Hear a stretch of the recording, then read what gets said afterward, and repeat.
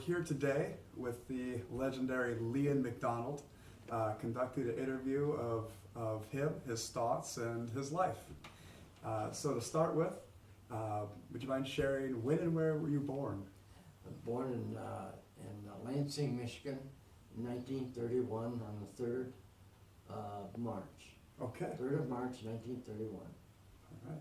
So at that time you were born into a very challenging time in America's history. Oh yeah, Right. absolutely. During the Second World War, after that, up in the 40s, then the Second World War came on, and so we lived through all of that. And even being born, I guess, right in the heart of the Great Depression. That's right. That must have been. How would you compare how you had to grow up in the Depression era compared to how you see children growing up in this area today? Well, when I was young, a kid, it was very hard times. Nobody had money or anything of that sort.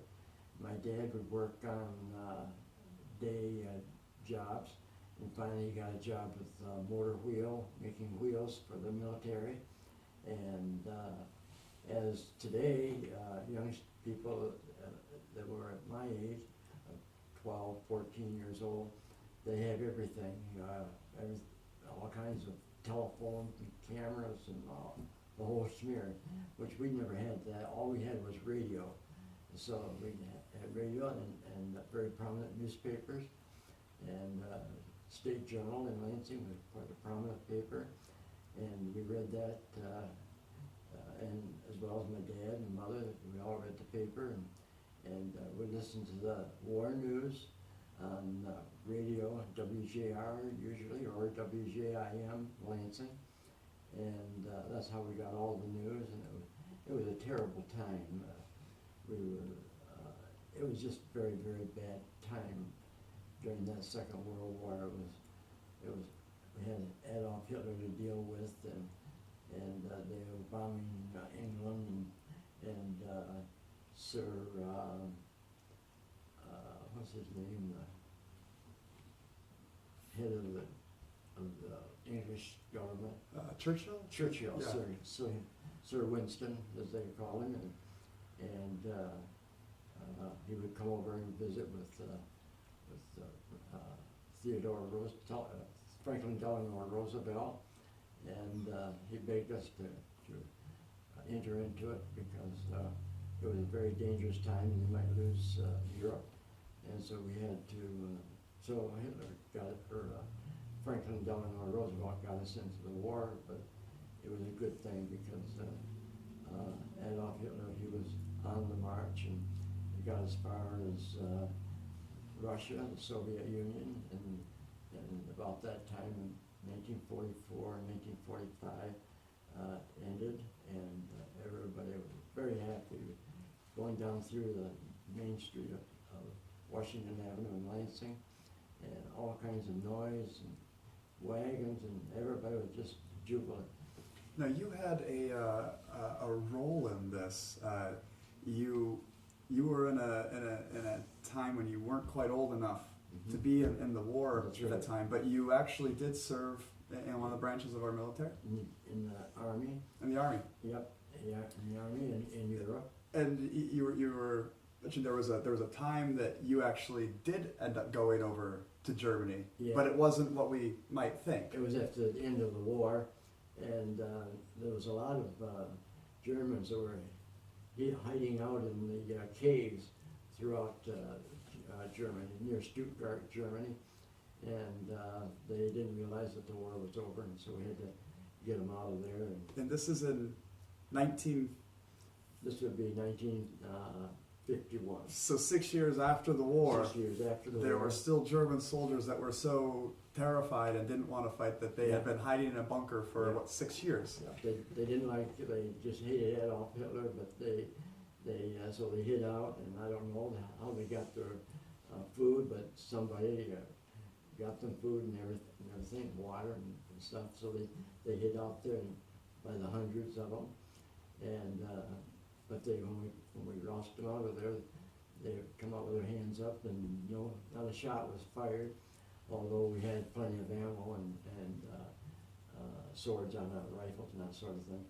But it was very peaceful. They seemed to be very happy when it was over. So that was a great thing. So after this time, so even your childhood through the Depression, then Yeah. you're going through teenage years, you had World War That's II, right. and then you joined the military. After that, you got to be in a time period of America that's actually very celebrated, right? The That's 50s, right. very happy Oh, time. yeah. America. What was that like? That transition into, like, say, the 50s.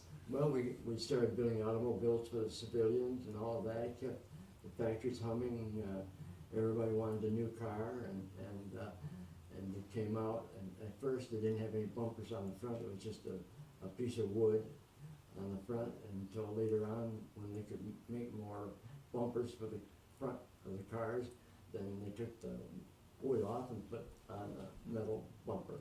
Okay.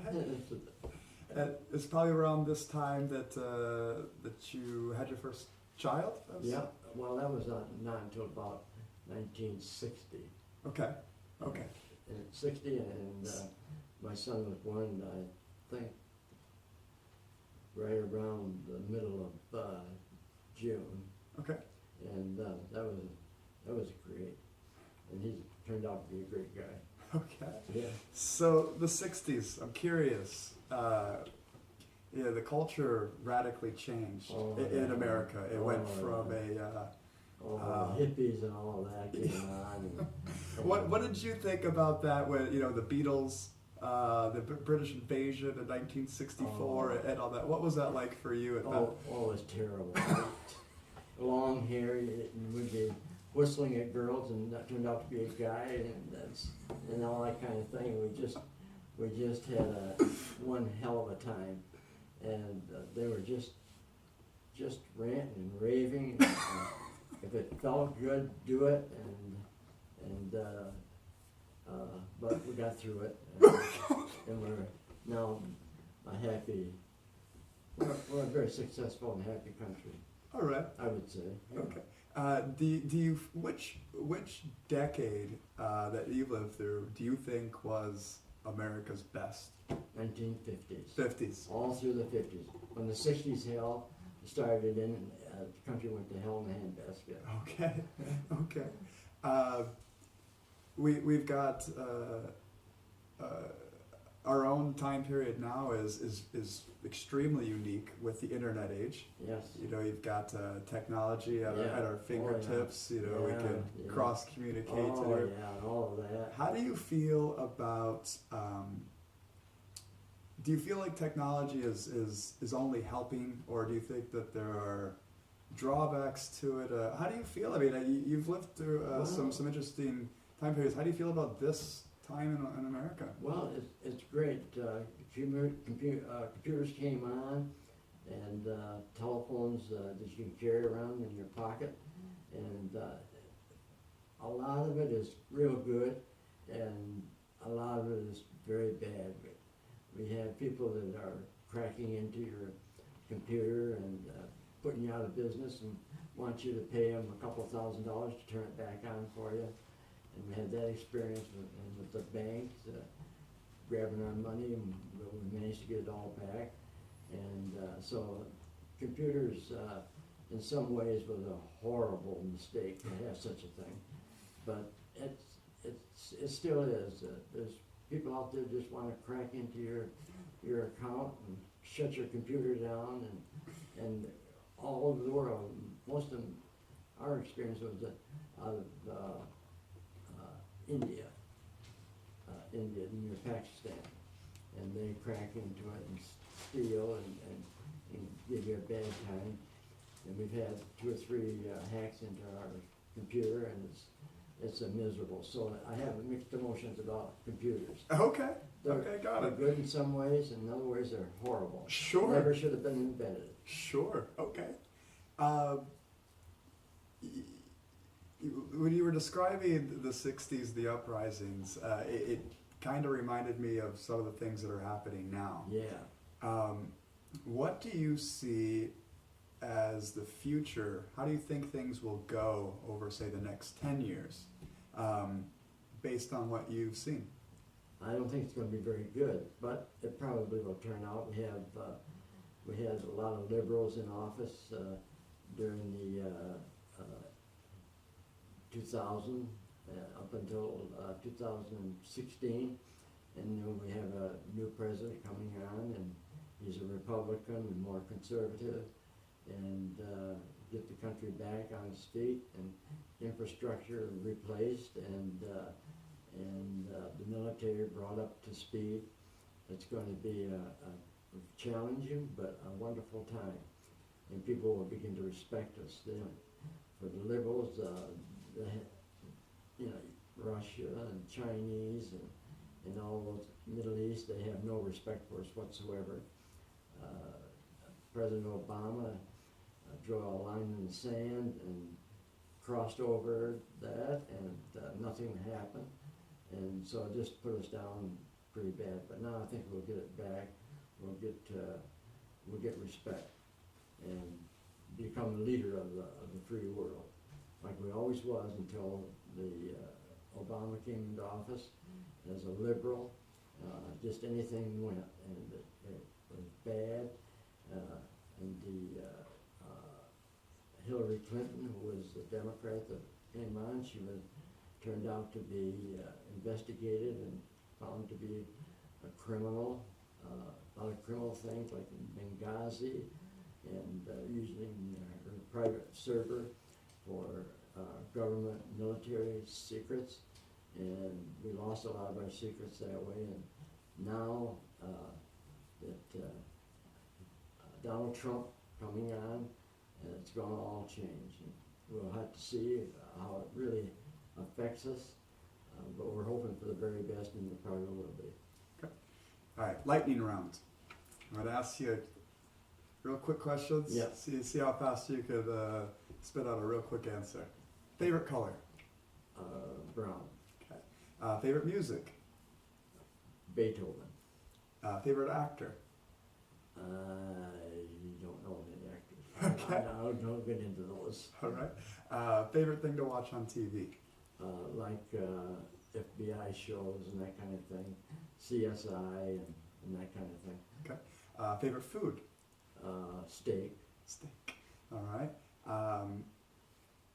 Thank you. And the last thing I want to ask you is, what advice do you have for future generations, having seen the things you've seen, living through a world war, Sure. going through, what's the advice you have on life, if you had like a motto that you would recommend? Yeah, I think that we're going to get back into religious. We're in America. We're mostly Christian, and we'll get more into that and stop some of the craziness. And I think the country's going to turn out to be very, very good again. So I'm very happy about that, and I think it'll all work out great. All right. Okay. Well, thank you very much for your time. You're most welcome. All right. Again, we're here with Mr. Liam McDonald. I call him Grandpa, but it's a pleasure to have talked to you today. Yeah, I'm your great grandson. Thanks for sharing all that. You're most welcome. All right. Okay. Really?